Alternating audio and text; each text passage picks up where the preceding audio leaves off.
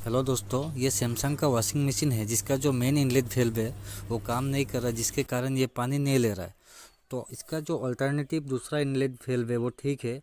तो आप इसके सिंपल से इसके कनेक्शन को मेन इनलेट वेल्व के कनेक्शन को अल्टरनेटिव इनलेट वेल्व के कनेक्शन में कनेक्ट कर दीजिए। इस तरह से ये वॉशिंग मशीन में पानी लेना चालू हो जाएगा। लेकिन ये हालांकि थोड़ा कम पानी लेगा, तो काम चलेगा। अगर आपके पास सेम इनलेट वाल्व का सेट है तो नया लगा दीजिए।